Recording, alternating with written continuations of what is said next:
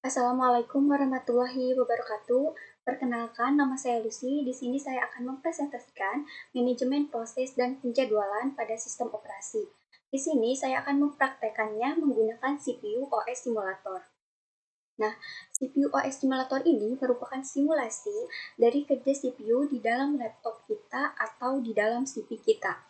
Nah, di dalam CPU simulator ini terdapat yang namanya CPU instruction. Ini nanti merupakan berupa instruksi-instruksi dari CPU yang diterima oleh CPU. Kemudian ada juga yang namanya test pipeline.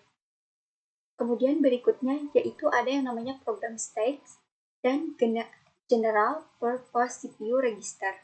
Nah, di sini saya akan mensimulasikan manajemen proses dari CPU.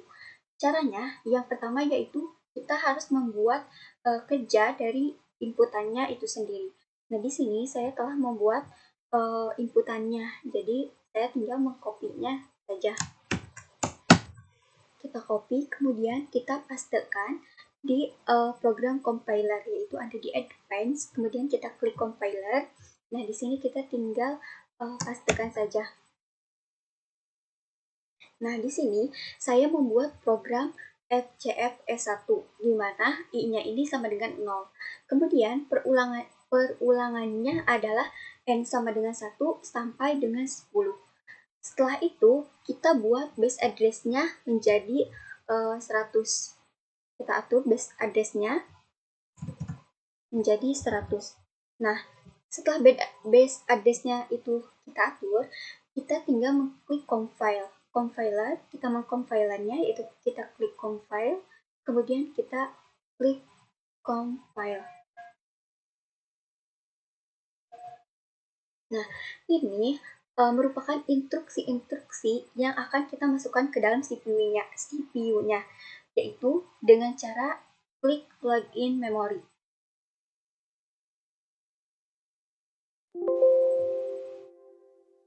Kemudian kita jalankan menggunakan OS Simulator. Caranya yang pertama yaitu kita klik program list-nya. Kita klik program yang ada di program list, kemudian kita klik new process. Nah, maka dia akan otomatis masuk ke dalam ready queue process. Nah, kemudian setelah P1 ini masuk ke dalam ready queue, selanjutnya adalah kita klik new process lagi sebanyak 2 kali karena kita harus membuat P1, P2, dan juga P3. Nah, ini kita buat lagi dengan cara klik new process. Nah, di sini sudah ada P1, P2, dan juga P3. Selanjutnya, di OS control-nya itu kita ganti menjadi fast. Dan setelah itu kita klik start. Nah, maka prosesnya ini akan berjalan. Kita akan lihat hasilnya itu di view process status, yaitu ada di menu view, kemudian kita klik view process status. Nah, di sini kita akan melihat perbandingan dari P1, P2, P3. Kita akan melihat perbandingan waktunya. Kita harus menunggu sampai prosesnya ini selesai.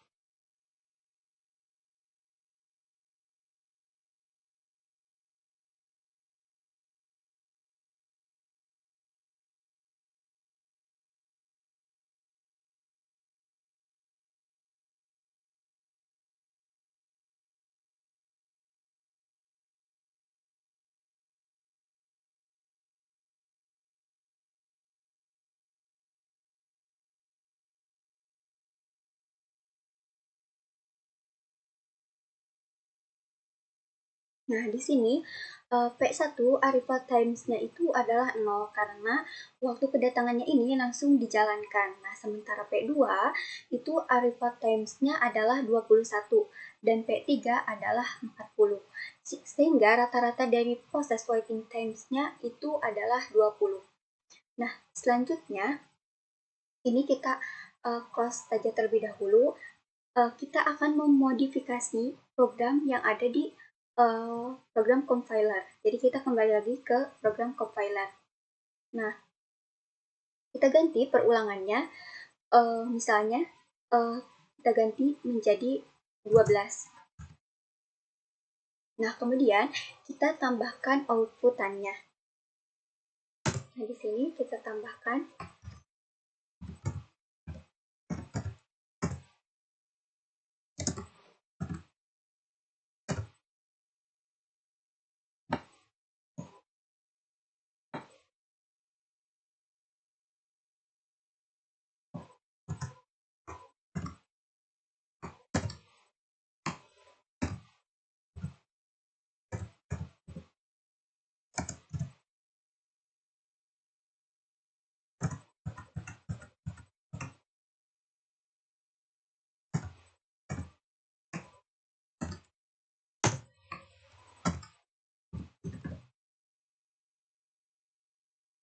Nah, karena kita akan menampilkan i-nya, jadi di sini outputnya ini sama dengan i. Selanjutnya, yaitu kita tinggal mengcompile programnya, yaitu dengan cara klik compile.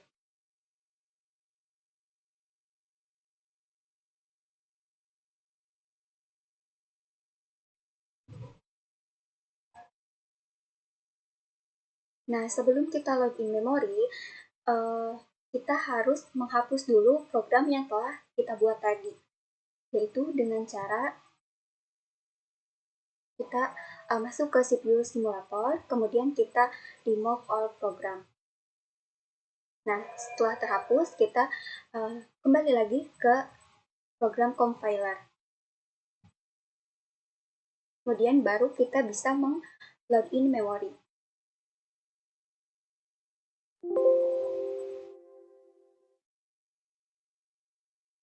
Nah, kemudian berikutnya adalah kita meng-create new process. Kita klik nama program yang ada di program list, kemudian kita klik new process sebanyak 3 kali, yaitu P1, P2, dan juga P3.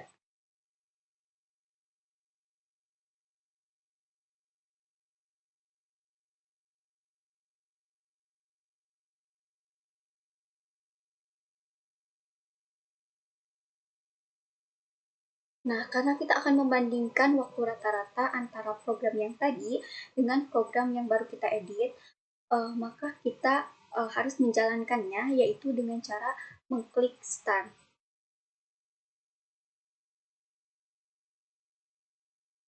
Kita lihat di outputannya.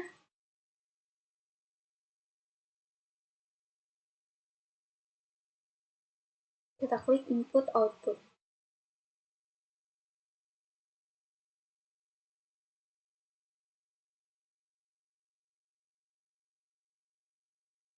Nah, di sini sudah ada outputnya, yaitu output sama dengan 2, output sama dengan 3, output sama dengan 4. Nah, dia ini akan mengulang sebanyak 12 kali dan dikalikan dengan 3. Jadi, dia akan mengulang sebanyak 36 kali. Karena kita di OS simulatornya ini, tadi kita memasukkan 3 kali proses, yaitu P1, P2, dan juga P3. Maka, dia akan mengulang sebanyak 12 kali dan dikalikan dengan 3. Jadi, dia akan mengulang sebanyak 36 kali. Nah, kalau misalnya prosesnya ini selesai, kita close saja. Langkah selanjutnya yaitu kita kembali lagi ke OS Simulator, kemudian kita klik View, kita cek View Process statusnya. Nah, di sini rata-rata waiting times-nya itu adalah 29. Yang sebelumnya tadi adalah 20, jadi terlihat sekali perbedaannya. Selanjutnya, kita akan membuat penjadwalan. Nah, caranya yaitu kita kembali lagi ke program compiler.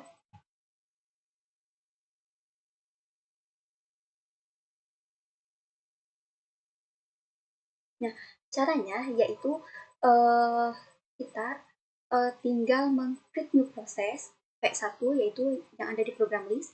Kita klik nama programnya, kemudian kita create new process. Kemudian yang P2 ini kita atur arrival times-nya atau waktu kedatangannya, yaitu dengan cara terganti. Arrival times-nya ini kita atur menjadi misalnya 15.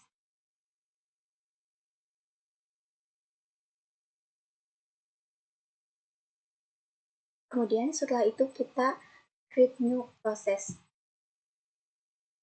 Dan dia otomatis akan masuk ke dalam waiting type. Kemudian yang P3 sama kita atur juga arrival times-nya ini menjadi 20.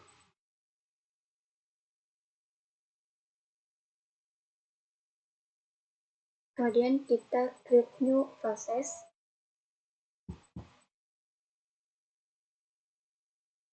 Nah, setelah itu kita klik start.